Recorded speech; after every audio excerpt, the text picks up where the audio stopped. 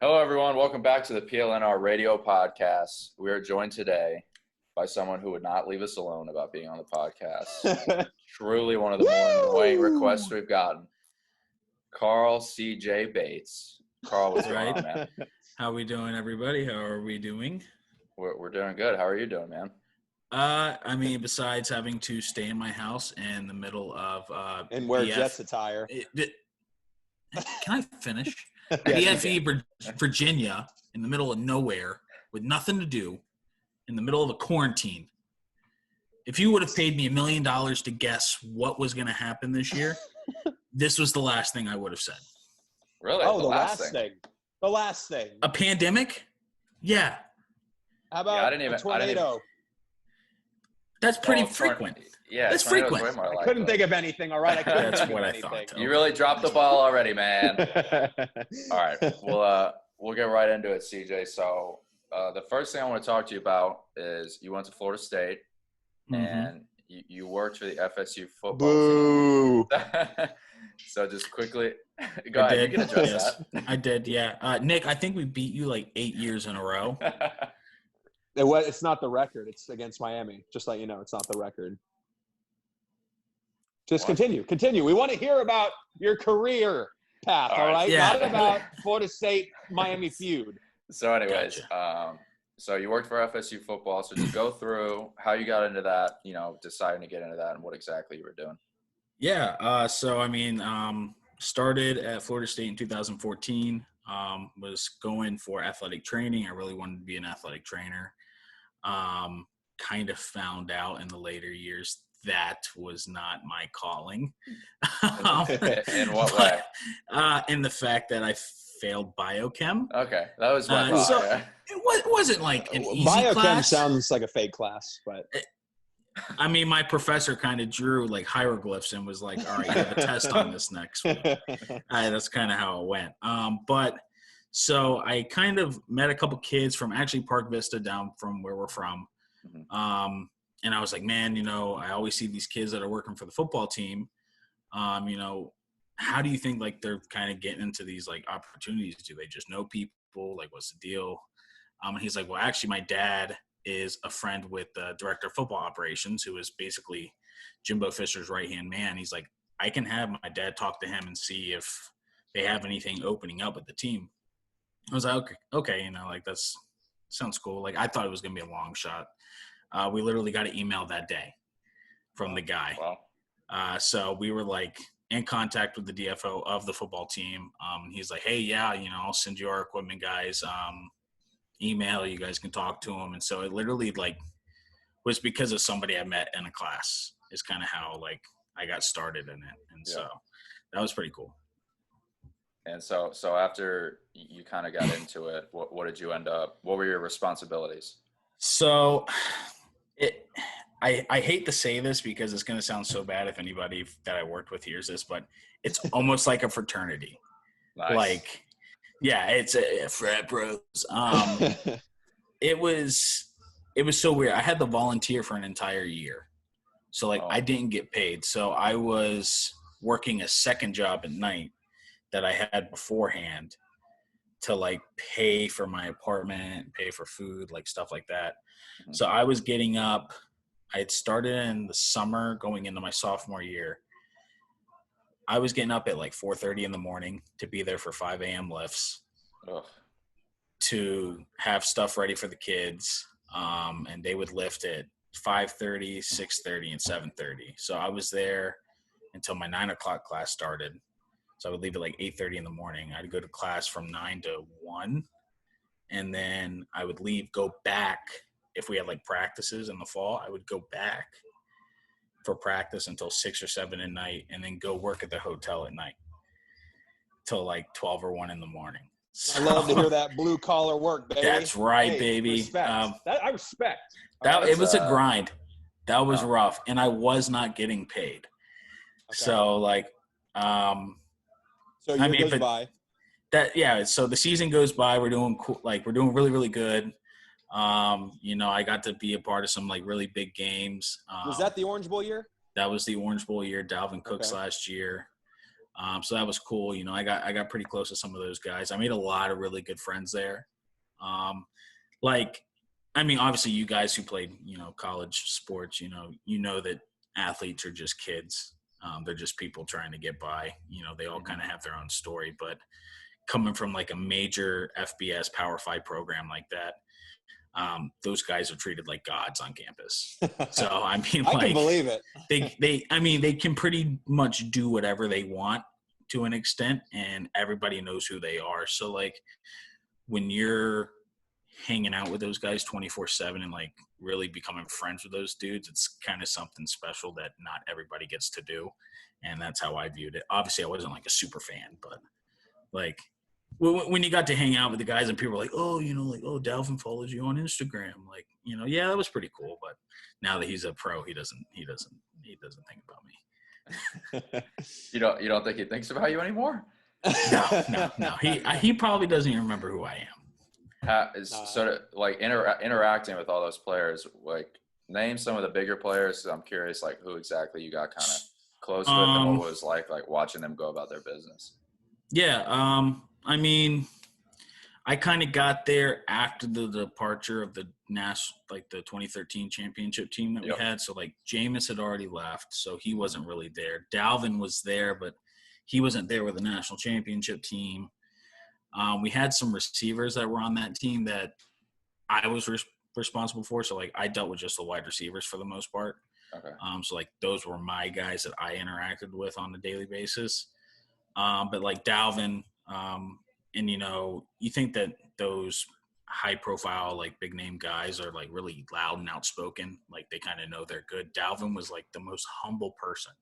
Yeah. He was like, he never bothered us for anything. He was never late. Besides being falsely accused of, destroying a girl at the club in the face with his fist. Yep. I mean, you Just never really heard. Just accusations, little things. It was more of he was just trying to like get out of a bad situation he was in, and he knew that football was going to take him there. Sean McGuire was another one who was pretty high profile for us. DeAndre Francois, obviously, with his name being in the media in the last year and a half or two for some bad things. Oh, yeah. kind of a pageant here. yeah, I know, right? Crab legs and whatnot. But like the biggest thing, I want to say, having the chance to like be under a coach that was there and like work for a coach that was there, like Jimbo Fisher, was pretty cool because he was intense. Like he was a very, I wouldn't say scary, but he could instill fear in people, and he knew when to do and he knew when not to do it, and so that was pretty cool. But like, man, I could go on for days about that guy. He was something else. I've been yelled at more times by that person than probably by Jimbo. Oh yeah. Give us one good Jimbo yeah, I'd like to story hear at least one good story. One good Jimbo story. Okay, I'm gonna have to add in some bleeps, but I can give you a rough. Okay, yeah. So we're doing a scrimmage. It's the middle of spring ball, and so we're getting ready for the spring game, and we're doing a scrimmage. And I think this was my first year on scholarship, so we got paid $5,000 a semester. So I made $15,000 a year. And it was just a blank check that went through my portal, and it went into my bank account after whatever I had pulled out.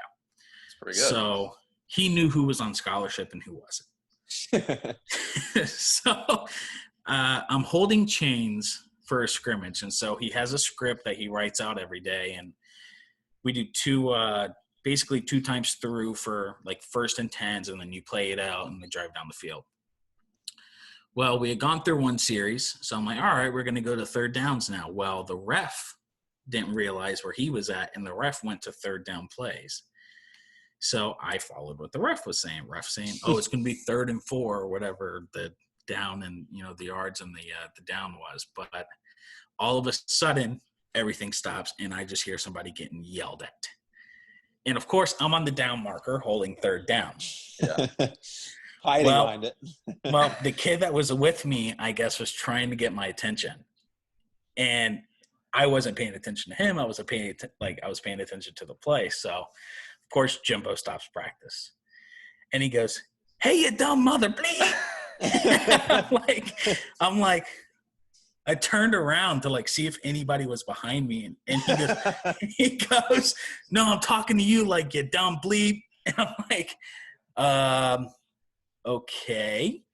And he goes, what down is it? And I'm like, third down. He goes, "No, it's 1st and 10, you dumbass." And I'm like, oh my gosh. So he like yells at my boss and is like threatening to fire my boss. He's coming at me still while he's doing all this. And like just instilled fear. And I was like, "Yes, sir. Yes, sir. Like, I'm sorry, sir. I'm sorry, sir." And he's like, the funniest thing was he's like, "Don't yes, sir me." And then like turn around and walked away. But like he was in my face, man. Like that's probably the worst time I had it from him. Like where he was like threatened to fire me. But like obviously 2 seconds later, he didn't remember what he did. But You probably were wrong, but oh no, I was wrong. I was totally wrong. Like it was 1st down. oh, Again, it was the ref's fault. Yeah, but, Stripes. It was hey, Stripes always pass the blame to the refs. Key of this story. I'm sure that like speaks to like the culture you were around though, because like the first thing you said was that it was a spring game, so it's not even like you're not in like the heart of fall football yet. Dude, it was like I think it was like the twos. It wasn't even the first. Like it wasn't even our first team offense. It was the twos. So I was like, whatever. Who cares? If he fires me. He's really not going to remember this tomorrow. Yeah. So. Did you have any players that you worked with or that you saw who were kind of difficult? Like you mentioned, Dalvin Cook was super humble. Was there anyone who was like kind of real tough to deal with? He's going to kill me now because he's a pretty cool guy. He just got signed to a CFL team, but Naquan Murray, dude, he was a pain in my butt. He would like go out and order custom, like his own cleats and wear them. And I would be like, ugh. Like Jordans, like we're not a Jordan school, we're Nike. So like, if like our Nike rep saw that we were wearing something that wasn't Nike, but it was like Jordan, we'd get in trouble. So like he would like not wear the right socks for the game. Or like he would bring his own crap from home and try and wear his own pads, like stuff like that, dude. Like just high maintenance, like yuppie stuff, Yuppie. He's a yuppie.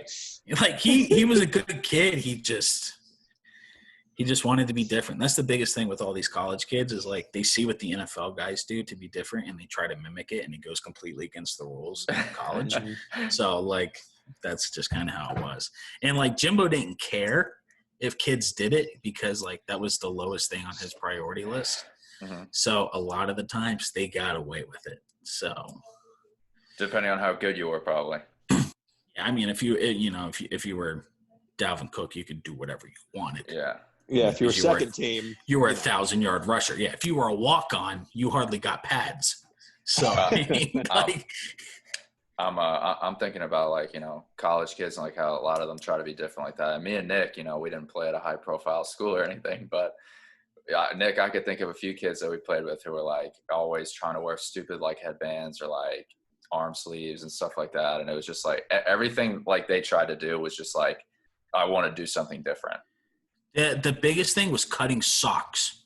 Like they would cut socks, so they would like cut the tops of the sock. So say we wear a crew sock, like an ankle sock or like a mid calf, they would cut it at the ankle and then wear the rest of the sock like over their arm. Like, I was like, what's like we have arm sleeves. What are you doing? Like, nah, that's not the sock sleeve though, Coach. I can't do that. A sock sleeve. Yeah, I remember me and Nick had a kid who Nick played with. We both played with him, and he would come out, and it was just we all had a warm up we were supposed to wear.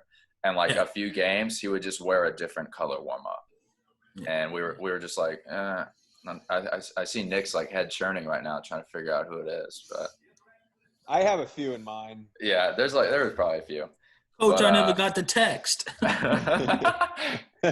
But next for you, CJ, was so after FSU. Did you go straight to New York Jets? Is that what was next? So I graduated in the winter. Yeah, so it was December of 2018. Okay. And so backtrack just a little bit. I didn't finish with an athletic training degree. I finished with environmental science and policy. So Gotcha. I kind of was like, I just need to have a piece of paper right now. Tree hugger. Tree hugger, baby. That's right. Save the planet. Quarantine that. By the way, this whole quarantine thing, bananas. Bananas. Wow. Agreed. Bananas. Agreed. Yeah. So I kind of didn't know what I was going to do. And so I was like, I'll start grad school. Found out that for the sports management program, so I decided I wanted to do. I was like, well, if I'm going to work in the sports field, I might as well do sports management. It's kind of right in line with what I'm wanting to do. Found out that Florida State had the #1 sports management program in the country for grad school, and that I was not going to get in. So I'm like, so what can I do to kind of get the scholarship? Because I had to be on, obviously full courses to get scholarship. And I could treat my student manager as more like a GA. So I wouldn't get a stipend from them and they wouldn't pay for the school, but I would still get my scholarship. And basically I would be like the assistant to the 2 full-time equipment guys. So I would be there full-time and do school. So go there and they're like, you can basically do a GA ship for free. So I did that until March. And in March, I was approached by the Washington Redskins. Wow. And so that was for a full-time job. So I went through the interview process. That took about 3 weeks, and it ultimately came down between me and a kid who had worked with the San Francisco 49ers and kind of had a little bit of an internship experience before I did. And this was for full-time. So this is like going from college kid, not knowing hardly, what the world's like, to a full-time job in the NFL. That's kind of unheard of without having to do any internships. So I was like, this would be a great opportunity. And it was for the Redskins, not a great organization. Their owner's very cheap. Way to go, Schneiders. But my boss at Florida State knew the head guy there. And so that was kind of my connection I had with them. Fell through. The kid with NFL experience got it. So I was like, well, now I'm back to square one. What's going to happen? So a couple days later, my boss at Florida State goes, hey, it's not going to be the same thing as Washington, but there's a seasonal internship with the Jets. And I was like, the New York Jets? And he's like, yeah. I was like, oh, that's pretty cool. Live in New York. That'd be pretty sweet. So I took it. They were like, hey, can you be here for May? I'm like, no, I got school still. So they were like, all right, we'll push it back to July. So I got up there in the middle of July. Had to look for an apartment, find somewhere to live, because they were only putting me up for a month for camp. So they paid for everything for camp, and I got paid, which was pretty nice. Got to August, end of August, did the preseason stuff. Did not realize how expensive it was to live in that part of the country. In New York, yeah, it's nuts. Yeah, I had so the Jets are in New Jersey, so they're across the state border. Yeah. They're actually so they're liars. The Giants do the same thing. So yeah, it bothers me. Yeah, why don't they build a stadium? Technically, the Washington Redskins. What's Central Park being used for? Build a stadium. Central Park is Central Park. That's the people use it though. That's like where people go. No, it's like a tourist attraction. Continue, CJ. No, Nick. Let me school you real quick. Yeah, go ahead, please. Okay, first of all, Central Park, Nick, was built in 1911. I think that's correct. Yeah. It's pretty early 19th century, okay, or whatever, 1900s. Second, that's like the only green space in an entire state. True. Well, city. It's a big city, Nick. You haven't been there. I have. And it's a massive park, all right? It provides a lot of oxygen, nitrogen into the air. All right. It purifies. All right, environmental science degree. Relax. You're putting that to use on this podcast, man. Bang. And it's got beautiful views. Beautiful views. But anyway, so I was like, get back on track. I was like, so I'm looking for apartments. I found the place. It was the cheapest place I found. Mm-hmm. Dude, it was like $1,300 a month for a one-bedroom, one bath. Oh, wow. And I was, for a one-bedroom, one bath. That's bananas. Yeah, bananas. plus, electric and stuff. So I was getting paid minimum wage in New Jersey, which was $10 an hour. But I got overtime, which was obviously make it 15 because it's time and a half. So thankfully I cleared good checks because we worked like 100 hours a week. Like we would get in at like 6 in the morning and not leave until 7 or 8 at night. And we were doing that 7 days a week. Game days were even longer because we would come home and wash all the stuff right after the games. So like if we were on an away trip to like say Baltimore, we would get back and the truck would meet us there after we got back with the team, and we would like start washing all the stuff. So we would, they were. And that's your favorite part. I think you told me before. You really like washing. Yeah, I like washing all the dirty, sweaty clothes. You said girdles and jock straps specifically, I believe. Socks. You got to smell the socks. Oh, the socks. Okay. Yes, the socks. Oh, the arm sleeves. You mean the arm sleeves? Well, that was college. See, the pros, those guys they get don't do that. it. Those guys get it. Yeah, they're professionals. Gotcha. No, they still cut their socks. They're great. Okay. Yeah, you got to think about it like this, and this is how I viewed it since I started doing this whole thing. All coaches are players, and all players are idiots. So, correct me if I'm wrong, any college or professional athlete listening to us. A lot of them. Yeah, that's true. I shouldn't say that. Never mind. That was a bananas remark. So what do you say your favorite part about working for the Jets was? I mean, you got there the first day and Lev Bell's sitting at his locker, and everybody's like, "Oh, Le'Veon," and Pittsburgh made him seem like such an animal. Like he was just a horrible person. Lev was like the coolest dude ever. I mean, yeah, he did I can stuff tell on you're calling him Lev like you're his best friend or something.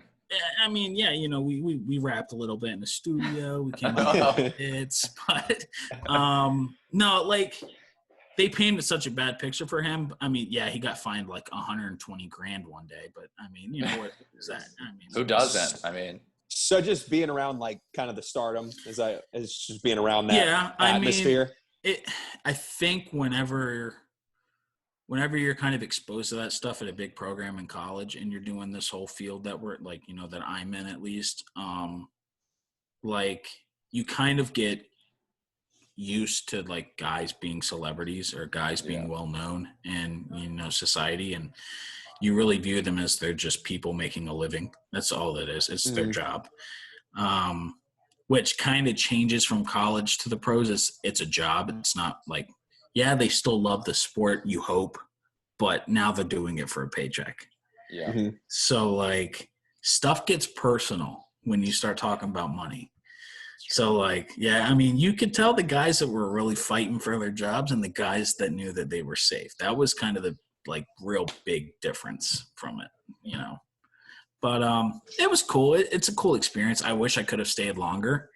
Unfortunately, in off season now, that's crazy and super expensive up there. Allows me to not be able to afford it or do it again, which thankfully turned into the job I have now here in Tennessee. So seasonal internship. So after the season was over, there was a possibility for a full-time position. So they told me there was, but it was going to be rough because the guy that fills in the fourth full-time spot was my age. But he had done some internships with them in the past summers and seasons. So he kind of was not going anywhere anytime soon. Yeah. And I mean, the head guy has been there for almost 30 years. So he's not going anywhere anytime soon. Yeah. And the two guys in between those spectrums aren't going anywhere because they're all friends. So, I mean, unless like, somebody, something drastic happens, they're not leaving. Right. So, all right, CJ. So last question about the Jets. Of all the people you're working with, you talked about how you kind of viewed it as the players were really just like guys there to make a living and you're not much of a fanboy like that. And did you have any guys you worked with who were kind of like fanboys, maybe even like look to get autographs or something like that, like just all over them? We had a kid in the summer. He was a summer intern, so he would stay just through camp, and then once camp was over, he'd go back home to wherever he was.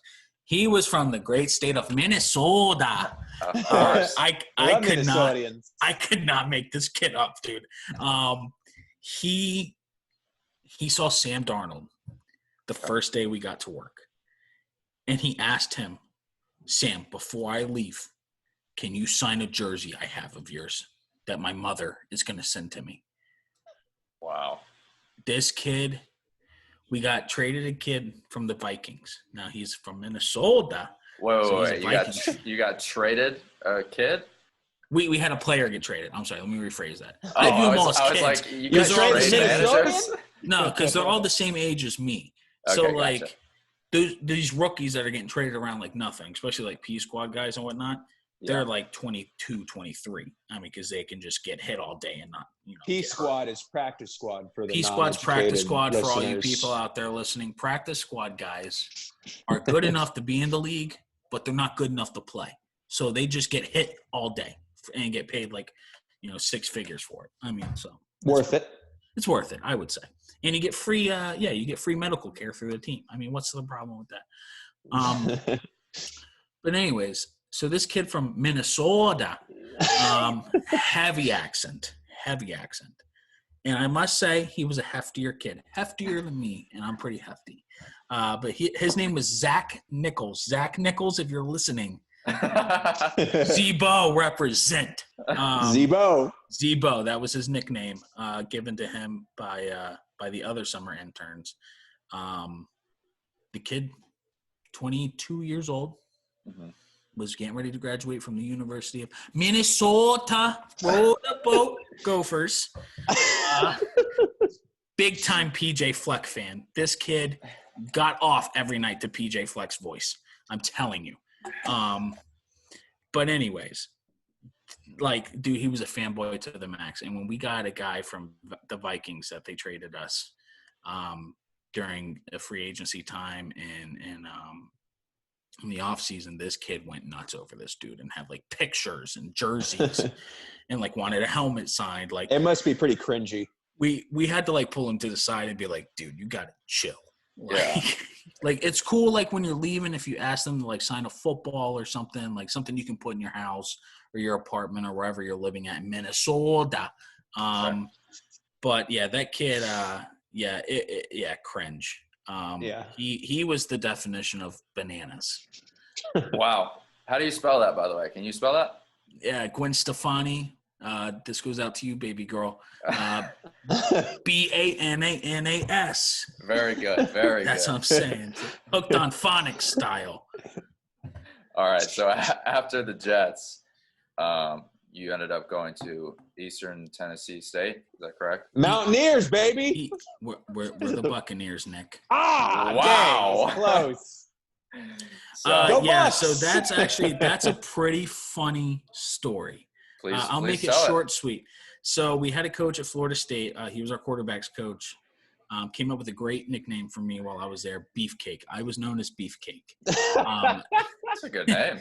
It's a great name, right? Yeah. I was Hardee's, Carl James, Carl's Jr., Hardee's. It kind of went together. He didn't like that. Came up with Beefcake because he said I look like a beefcake. So anyways, Gotcha.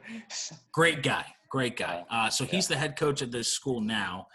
And some of our GAs that we had, he hired as coaches here. So I had them all on Snapchat. Who said Snapchat wasn't a great career tool? It's the new LinkedIn. Yeah, it is a new LinkedIn. Yeah, I mean, you could be flirting with chicks or you can be getting jobs. It doesn't matter.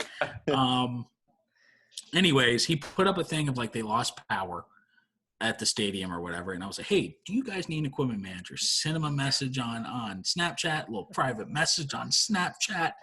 And he's like, yeah, actually our equipment guy left. Now this is in August of last year. So I'm like, okay, that's interesting. Well, I'm at a seasonal internship that I just moved to New York for. Not leaving now. And he's like, well, don't worry. Like, we're going to wait to hire somebody till the end of the season. So got around December time, I started making some phone calls. I'm starting to look for jobs because the season's winding down. We did not make the playoffs in New York, so that was a letdown. No way. Yeah, we did not make the playoffs. I know. Yeah, so neither did the Dolphins, Nick. I'm just saying. All right. So January rolls around. I'm like, dang, I don't have a job lined up. What's going to happen? Am I going to come back here for another seasonal internship that I can't afford? Or am I going to be going back and living home with mommy and daddy? Mommy and daddy was not the option because they are looking to retire. So was not going to be going back home. So I texted him like, hey, have you guys heard anything else about the job? Blah, blah, blah. He said, actually, we're going to start making phone calls, send the head coach your stuff. So I got in contact with the head coach. I wouldn't say we're friends, but we know each other. Gotcha. You know, we spent a lot of time together. We're very good acquaintances. So come, middle of January, find out I get the job, did the interview process, found out I'm the youngest person on staff full-time at the university. Heck yeah. So, yeah, that's right, baby. 24, full-time employee at the great state of Tennessee. Yeah, all these other old idiots had to wait their turn. Yeah, that's right. That's right. My assistant is double my age. What an idiot. So, just kidding. Yeah, he's 48 years old. So when I found out that I was going to be a boss to a man that literally has double of life on me, that was kind of I thought it was very comical that they didn't bump that guy up and give me the assistant spot. But hey, you know what? I don't get paid the big bucks for nothing, baby. Yeah. I would say pretty humbling too, maybe. It was humbling, yeah. I mean, somebody my age in this field with the kind of resume of places that I've been at is a little out of the ordinary. It's not normal. Most kids, when they do this in school, don't look at this as a career path. I did because I've always wanted to be in sports, no matter what capacity it was. I mean, I could be cleaning the toilets for crying out loud. I really wouldn't care. I'd be a part of. I mean, if it's Dalvin Cook's toilet, I mean, yeah. I mean, if Dalvin Cook's pooping in that toilet, that's gold. Get on in here, clean me up. Hello, Mr. Cook. You need me to spray and clean? Oh, so now all of a sudden you're Spanish, and that's how you talk Consuela, now. baby, Oh, Consuela. Oh boy. For any ethnic groups that are listening to this podcast, it was a joke. we yeah, good way to cover yourself there. Good way to cover yourself. Go bananas, okay? But yeah, I mean, it's been crazy. So I've been here. I was physically on campus for a month and a half until the China disease took over. Boy. Oh, you're really going out there. That's going to ruffle some feathers, man. Hey, you know what? I'm all about controversy. All right? I'm all about the hard questions. So when did you get to campus there? So you got there, what, in like January? The actual day, so I drove down with my mother. She helped me pack up my apartment up in New Jersey, which was filled with about a bed and a couch. And that's about it. There was not a lot up there.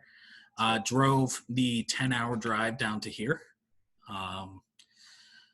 Stayed with a really good friend of hers for a couple weeks. Was looking for a place to live, which I'm now sitting in, which is very nice. But got on campus January 30th. My first day of work was January 31st. My last day of work on campus was March 25th.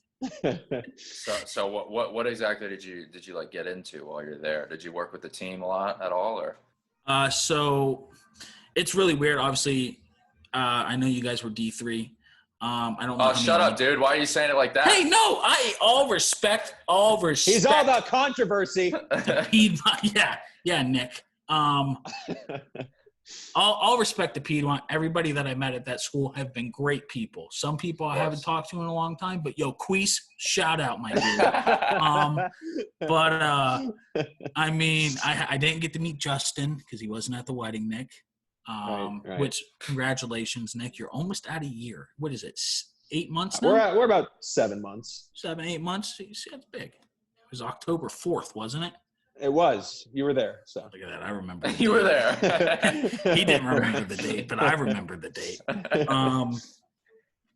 So I mean, we have like all Olympic sports. I think there's 18 sports total.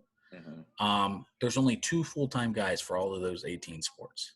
Oh, so you're working with all the sports, not just football. So technically, I'm only worried about football. That's what my role is for. The other guy handles the other sports pretty much because at a mid-major D1 school, like their staff does everything. So like basketball, like GAs do all the uniform stuff. It's like we really don't have to worry about that. Whereas football is so included because you have, 100 plus athletes on one team. Yeah. So like it's a little bit different. You're ordering and your budgets are a lot more, which granted, I had a budget at Florida State of you order whatever you want. I had a budget at the Jets of you order whatever you want. I get down here to little old itty bitty East Tennessee State, and it's you have $200,000. Good luck. So that's been challenging, especially with this whole coronavirus thing. Everybody's not knowing what's happening as far as student enrollments and being in classes for the fall. So like, I just got basically my entire order for Nike slashed like yesterday. So I've been working from home on the phones, trying to call my vendors, trying to get stuff sent out when I can't be on campus because it's a makeshift hospital right now. So, I mean, it's for the time I was on campus, it was great. The time I've been off campus, it's been a living nightmare. But I mean, is there an end in sight? If you want my honest opinion, I don't think they're going to cancel football in the fall. That's my prediction. There will be college football. There will be SEC. There will be ACC. There will be Big Ten. There will be Pac-12. There may not be Mountain West. See you later, Boise State. But, do you think that they'll play games with no fans? Do you worry about that at all? To be honest, I think this has all been kind of blown out of proportion. That's just me. Another controversy point. Let's put that in there.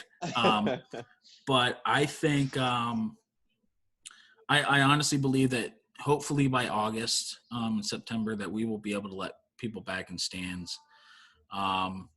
Just because we've lacked sports so much, and people are jonesing to get out there and get a nice brewski with the boys and take down some Cracker Jacks at a baseball game. Cracker Jacks. I mean baseball. What are you, 80? You don't like Cracker Jacks? I mean, it's not. No, that's right, Nick. That's right, Nick. That's right, Nick. You eat hot dogs without the buns because you're a weird person like that. When's the last time you had Cracker Jacks? Last year when I went to a baseball game. Last year, exactly. Last year. It's the last time I went to a baseball game. It's a specific food that you get at a baseball game. So, I mean, it makes sense that he doesn't have it all the time. No one really has – you don't go to someone's house and they're like, are you hungry? Yeah, Nick, I don't ever go to your house and say, hey, Nick, where's your Cracker Jacks? I have Cracker Jacks on deck, man. Hey, Nick, I want animal crackers and Cracker Jacks. Yeah, seriously. Animal crackers. And unsalted pretzels. But I would agree. I think that fans will be back, even if it's not as safe as people want it to be, just because it's important to the universities first and foremost, and just the economy. You got to look at how the draft's been the last 2 days. Dude, Roger Goodell's cringe. That guy. Tough to watch. I watched him do the 2C slide the other day. Tough to watch. It was tough to watch. It was tough. I mean, look, I know the governor of Georgia is getting a lot of flack right now. That's where I'm at, baby. We're all open. That's what I'm saying. I mean, the only way we're going to beat this thing is to face it head on. No, and you know what? Look, people die in wars. People die. We're in a war against Corona. Yeah, it's the invisible enemy, according to the president. I feel like in the public, people will be like, "Oh, Georgia shouldn't be opening," but like privately, I think that they're like we're like a test subject almost. That's true. That's see true. What happens? That's true. Florida, we're not far behind you. Another bananas news today. Alert. I don't know if y'all have read this today. Kim Jong-un. Dead. So I kept reading. We are getting so off topic here. This is important to cover, though. Okay, this is important current events. His sister's taken over, and she is crazy. Wow, but I just you big North Korea follower, dude. But since the movie The Interview came out, Kim Jong-un has been under my radar. Oh wow.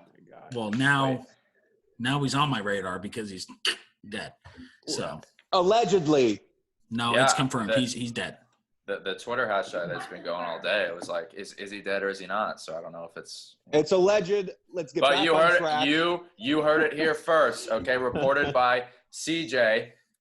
Kim Jong-un dead. Dead. CJ, I got a would you rather. You want to hear it or what? Yes. Let's do fun time now. This is going to be fun time. on the PNLR. No, got it wrong.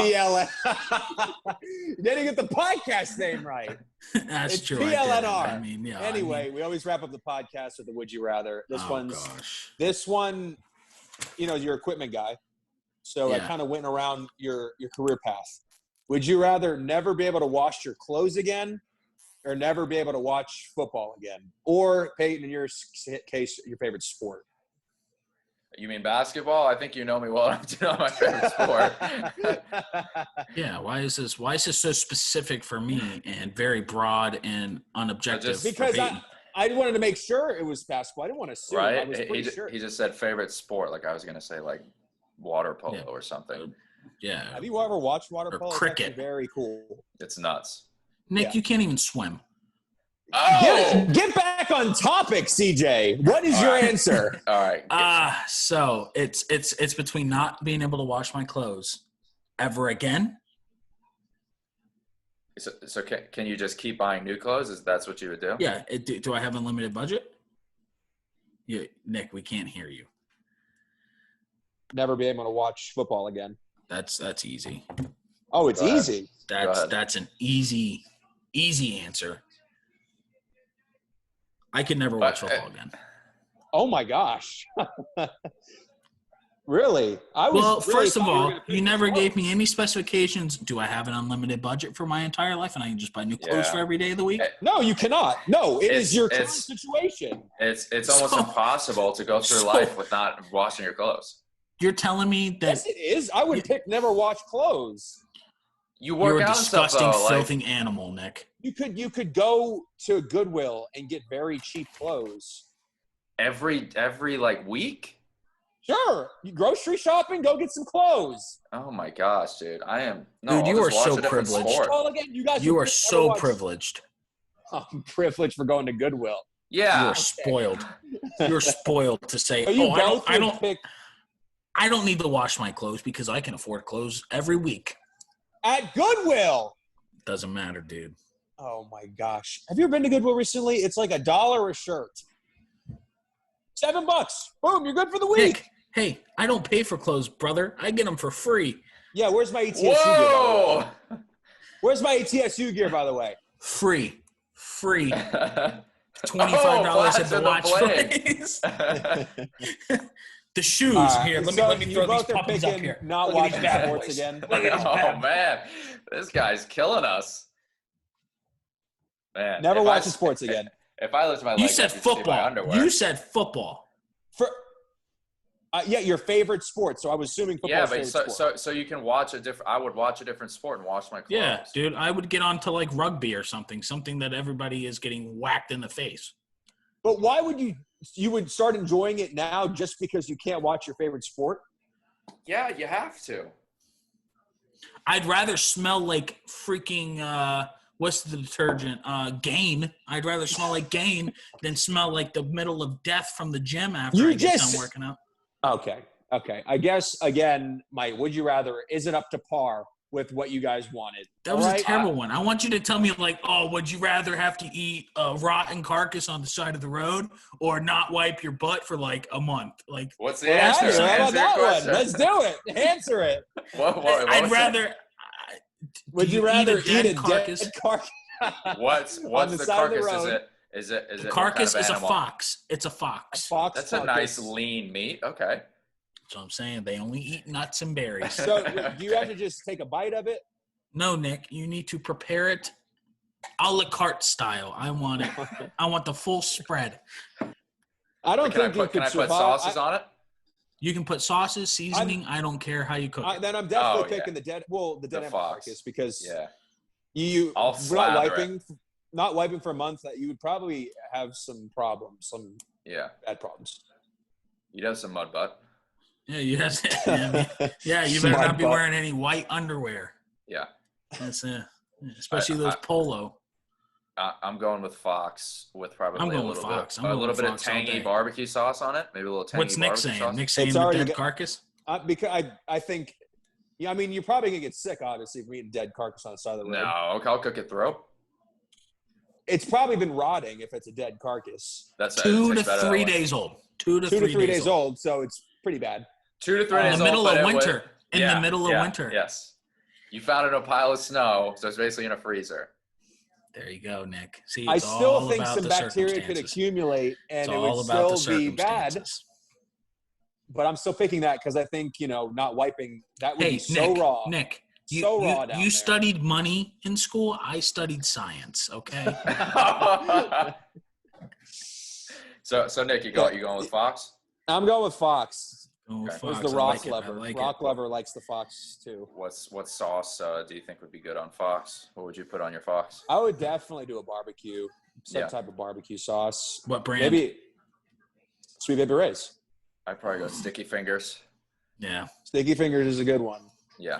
But, that's not really a universal brand. And I think it's only in the South you get Sticky Fingers. So well, that's where I'm at, baby. Yeah. So maybe our, national listeners. You're right. Maybe make them feel included. For our international viewers, I'm sure we probably have some people listening overseas currently. So, hola. ¿Cómo estás? Hola, ¿cómo estás? Very good. Te llamo SCJ, ¿y tú? He said te llamo, that means you, so you were already wrong. Yeah. Anyways. Hey, I took Spanish. I did not do well, but I passed. Nick, you got any more? No, man, that's it, man. I really appreciate you coming on, CJ. I appreciate y'all having me. I must say this was fun. I would love to do it again. Maybe slip a C into that podcast name. And we could make this a full time. PLNR CJ. Oh man, that's a mouthful.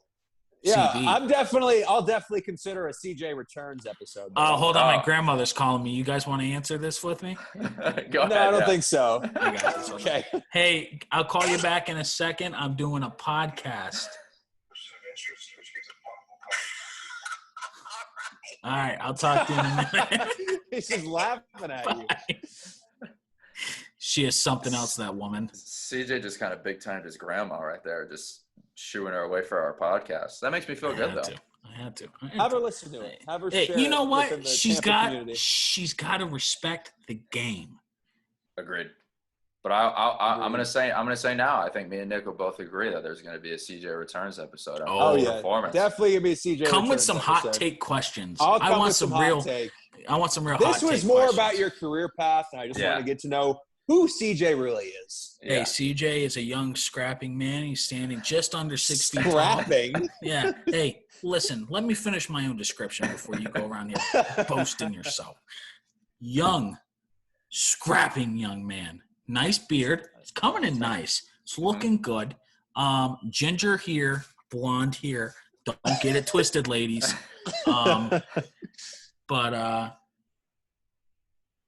She's looking at me. She's not happy. I just said that. All right. Well, we'll catch you off there. We'll end the episode there. CJ, we appreciate you joining us, man. I appreciate it, guys. I know all my bugging turned out to be a huge success for y'all, and I'm really expecting viewership to really rise. I mean, it's going to be bananas. Yeah, get Lev to retweet it. Ooh. Yeah, I may have to get Lev to retweet it. You never know. All right. Well, everybody else tuned in, thank you for joining us, and we'll see you again. Yes, thank y'all.